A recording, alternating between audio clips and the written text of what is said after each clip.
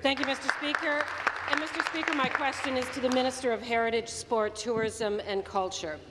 Since the outbreak of COVID-19, our government has taken a proactive approach to support Ontario's $75 billion suite of heritage, sport, tourism and culture sectors. One of the first actions taken by the minister was the creation of 14 ministerial advisory panels with experts and professionals who understand their industries best. They have been meeting regularly to discuss sector-specific concerns and solutions. Mr. Speaker, the Minister's Hoteliers and Hospitality Panel has been working hard to support Ontario's hospitality industry, whether it be through providing deputations to the Standing Committee on Finance and Economic Affairs or providing advice to government. We know our hotels play an incredibly important role to our business and visitor economy. Question. Can the minister please tell this House just how important hoteliers are to Ontario? Minister of Heritage, Sport, Tourism and Culture Industries. To the member for her interest in this area, but also her understanding of the tourism sector and what has happened to it since COVID-19 hit. The hotel and accommodation sector in Ontario was decimated. It generally is worth about $8.5 billion in revenues across the province.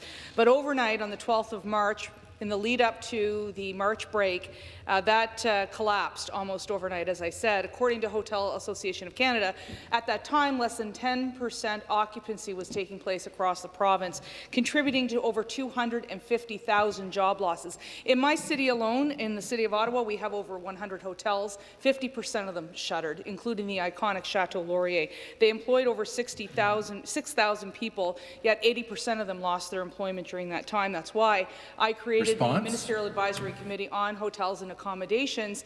Speaking with them earlier today, we're going to make sure that as we enter into Phase 3 that they are consulted and that we continue to support them, but we don't expect recovery, Speaker, until 2022. The supplementary question.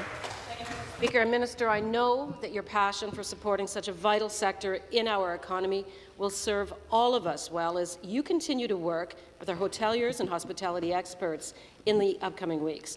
Now, this will be particularly important as our province gradually reopens additional businesses and attractions. Safe accommodation will be top of mind for Ontarians travelling locally or visiting parts of the province for business and professional development. As we look towards Phase 3, coming to some of the communities in our province very soon, more of our economy is going to be showcased and able to thrive. Mr. Speaker, can the minister tell us how the next steps in Ontario's phased reopening strategy will benefit our hospitality sectors, as well as sites that serve the business community? Mr. Heritage. As a member of the Standing Committee on Finance and Economic Affairs, she would have heard well over 260 deputants coming from our sectors about the high impact that COVID-19 has had on them as a result of the public health crisis, the economic crisis, and then what I'm going to talk about is the social crisis we've been dealing with. Speaker, Abacus data has just recently done a report that says 61% of Canadians feel it's too risky to stay in a hotel. And at a time when 40% of visitor spending happens during these months, that's stark news for us in the tourism sector. That's why our ministry has invested $13 million in hyper-local tourism marketing to support hotels and resorts across the province, as well as local communities. That's why I have visited and led by example, and I'm asking all members of this Assembly to do the same. I visited Gananoque and had the opportunity to stay at the Holiday Inn Express. I visited Bracebridge to stay at Deerhurst Resort. I visited Windsor to stay at the Best Western. Speaker, I'm asking all members of this Assembly to lead by example, tour our communities across this great province, and let the tourism industry, including our hoteliers, know how much we value them in each of. Thank you. Thank you very much.